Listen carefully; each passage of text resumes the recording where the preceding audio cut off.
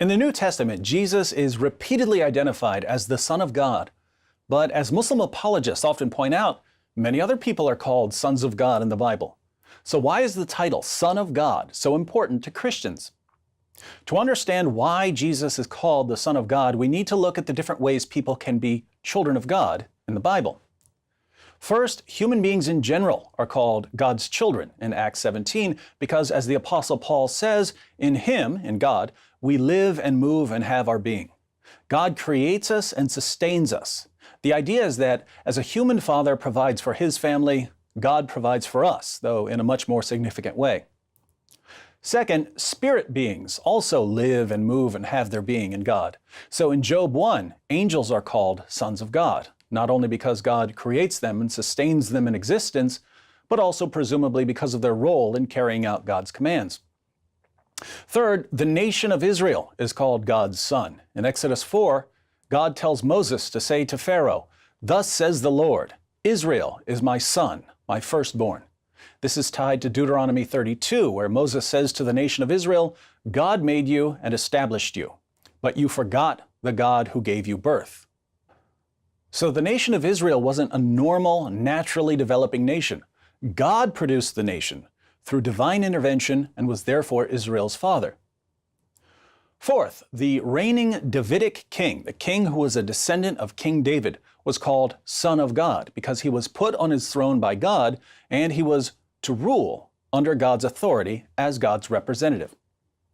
Fifth, people who reflect God's will through their conduct can be called sons of God, since this gives them a kind of family resemblance. Thus, Jesus says in the Sermon on the Mount, "Blessed are the peacemakers, for they shall be called sons of God," Matthew 5:9. So the phrase Son of God can have a variety of meanings. Why then do Christians insist on calling Jesus the Son of God?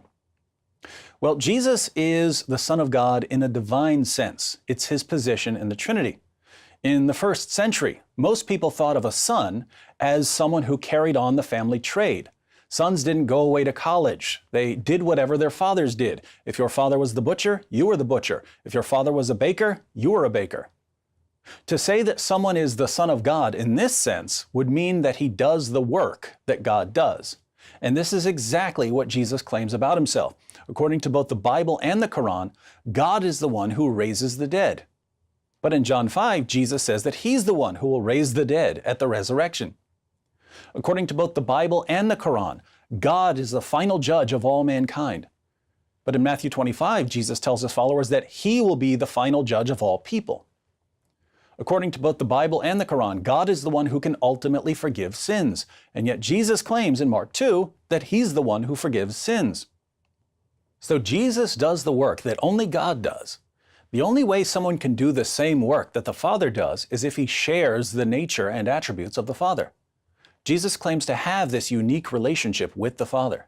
In Matthew 11:27, He says, "All things have been handed over to me by my Father, and no one knows the Son except the Father, nor does anyone know the Father except the Son, and anyone to whom the Son wills to reveal Him." And this relationship has always existed. As we read in the opening verses of the Gospel of John, "In the beginning was the Word, and the Word was with God, and the Word was God. He was in the beginning with God. All things came into being through Him, and apart from Him nothing came into being that has come into being." The Word, Jesus, the Son, was with God, and the Word was God. How could the Word be with God and be God? It only makes sense if you're thinking in Trinitarian terms. The same difficulty arises with the phrase Son of God. People ask, well, what was He, God or the Son of God? The confusion arises because people hear Son of God and they think of God producing some sort of separate offspring. Christians don't claim that God produced a son as an offspring. We claim that within the one nature or essence of God, the person of the Son is eternally with the person of the Father.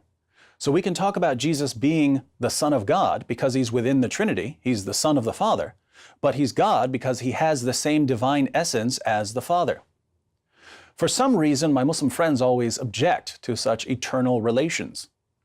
But until these same Muslim friends stop telling me that the Quran is an eternal book that's co-eternal with Allah and eternally proceeds from Allah, I'll have to keep pointing out the inconsistency. So Jesus is the divine Son, and because he's the divine Son, he's the supreme example of the Son of God in all the other senses we looked at. Spirit beings are called sons of God, but Jesus is the highest spirit being.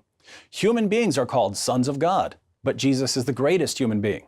The Davidic kings were called sons of God, but Jesus is the Messiah, the eternal Davidic king. The nation of Israel was called the Son of God, but the Old Testament says that the Messiah himself is the new Israel. People who reflect God's character in their conduct are called sons of God. But Jesus is the perfect reflection of the Father's character, so much so that he could say, as he does in John 14:9, "Anyone who has seen me has seen the Father." So this is the biblical meaning of Son of God. 6 centuries later, Muhammad came and revealed Surah 6, verse 101. "Wonderful originator of the heavens and the earth, how could he have a son when he has no wife?" Out of all the various meanings of Son of God in the Bible, do any of them have anything to do with God having sex with a woman and producing an offspring? No. There's one thing Christians have never meant by the phrase Son of God, and according to Muhammad, it's the only thing we mean by Son of God. This is further proof that Muhammad was a false prophet.